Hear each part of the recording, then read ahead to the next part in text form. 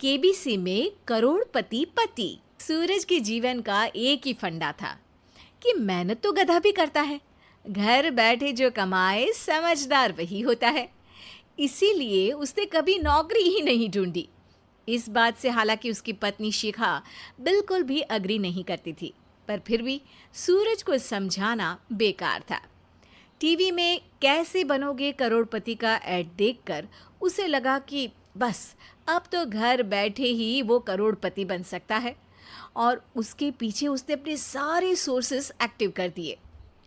2 हफ्ते में उसके कलीग के साले के पड़ोसी के बेटे का सोर्स निकलता है जो कि उसे शो में पहुंचा सकता है, और सूरज उससे मिलने चला जाता है। अच्छा, तो हमें मुकेश जी बता रहे थे कि आप हमें शो में पहुंचा सकते हैं।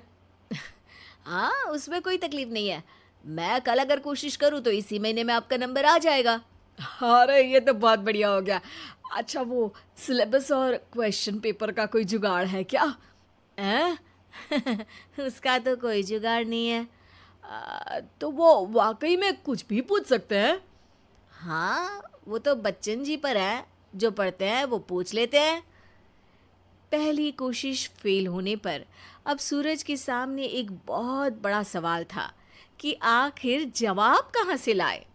तब शिखा ने एक सजेशन दिया, क्यों ना सूरज अपने चचेरे भाई सुमित से मदद मांगे, जो कि यूपीएससी की तैयारी कर रहा था।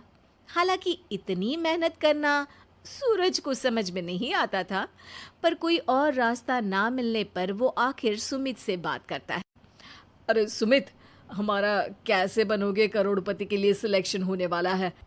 तुम हमें थोड़े चिट बनाने में मदद करोगे क्या? अरे भैया, चिट बनाए तो सालों हो गए, उसमें हमारा एक्सपर्टीज नहीं है। बल्कि आप बोलो तो हम आपकी पढ़ने में ज़रूर मदद कर सकते हैं। हट, कैसी अनाप शराब बातें कर रहा है तू। सूरज ने सुमित को मना तो कर दिया था, पर तैयारी करने के सिवाय कोई चारा उसे दिख भी नहीं रहा था। खासकर जब 12 के पेपर लीक करने के एक्सपर्ट शुक्ला जो भी हाथ जोड़ लेते हैं। आखिर सूरज को सुमित के पास जाना ही पड़ा, और उसने सुमित और शिखा से वादा किया कि वो बहुत मेहनत करेगा। 1 महीने की तैयारी के बाद फाइनल हुआ कि शो से 1 हफ्ते पहले एक ट्रायल खेला जाएगा, जहां पर सारे रिश्तेदार ऑडियंस की जगह पर होंगे और शिखा सवाल पूछेगी। दूर दराज से भी रिश्तेदार आकर हाजिर हो गए देखने कि आखिर कैसे बनेगा सुमित करोड़पति। सब कुछ सेट था, और इतने में सूरज आकर अपना स्पीच देता है। ये 1 महीना मेरे लिए आसान नहीं था, पर अपने भाई सुमित और अपनी पत्नी शिखा की मदद से मैं इतनी दूर पहुंच पाया हूँ। मेरे मम्मी पापा के आशीर्वाद ने भी बहुत साथ दिया है मेरा। मैं उम्मीद करता हूँ कि आज के शो में आप लोगों को बहुत मज़ा आएगा। साक्षी पहला सवाल पूछती है और पूरे कमरे में सन्नाटा छा जाता है। इंडिया में कितने स्टेट्स हैं? 3, सॉलिड, लिक्विड और गैस। अरे रुकिए, तो ऑप्शंस तो देने दीजिए। इतने में 5वीं कक्षा का चिंटू बोल उठता है। अरे क्या मामा, आप तो पहले सवाल पर ही आउट हो गए। अरे बेटा, पहला सवाल तो ट्रायल होता है ना। अरे तुम अब देखना। देखने जैसी बात तो थी ही। सूरज को इतना शांत किसी ने नहीं देखा था। कभी कभी तो लगता था मानो सूरज आंख खोलकर ही सो गया हो। मामा जल्दी करो प्लीज, कल सुबह पनवेल भी तो निकलना है। अरे हट, कंसंट्रेट करने दे मुझे। 3 सवाल में 3 लाइफलाइन खत्म हो चुकी थी, और अब चौथे सवाल पर भी सूरज का मौन नहीं टूटा। पर सूरज अभी भी हार मानने को तैयार नहीं था। उधर हर कोई सूरज को छोड़ सुमित को देख रहे थे। आखिर सुमित ने ही तो पढ़ाया था सूरज को।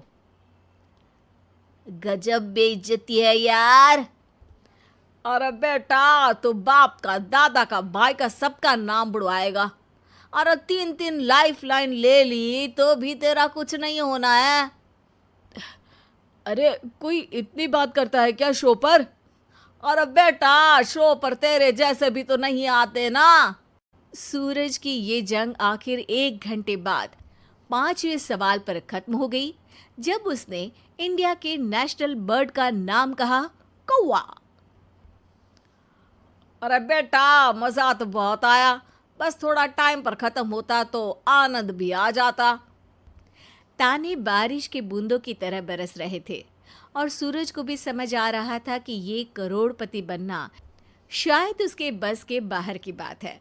पर वो आखिर ये बात मान कैसे लेता? वो सख्त लौंडा जो ठहरा, उसने सोचा कि बेइज्जती तो हो ही चुकी है, पर अगर मैं हार नहीं मानूं तो शायद कुछ हो सकता है। शिखा, तुम देखना, असली शो में आग लगा दूंगा, आग, करोड़पति बनूंगा मैं। हाँ, सब्जियां खत्म हो गई है घर पे, ले आओ। पहले पति बन जाओ, फिर करोड़पति बनना। अरे गजब बेइज्जती है यार। बेटा, अभी तो घर पर ही हुई है, 1 हफ्ते में तो तुम देश के सामने करवा कर आओगे। वैसे जब टीवी पर जाओ ना, तो बस अपने मम्मी का ही नाम लेना, ठीक है? कोई पूछे तो बोलना कि पापा नहीं है मेरे। अरे पढ़ाई की, पेपर निकलवाए, इतने सारे लोगों को खाना खिलवाया, क्या फ़र्क पड़ा? इसीलिए मैं कहता हूँ कि मेहनत तो गधा भी करता है, घर बैठे जो कमाए वही सिकंदर। लेकिन मामा, गधे भी जानते हैं कि हमारा राष्ट्रीय पक्षी मोर है।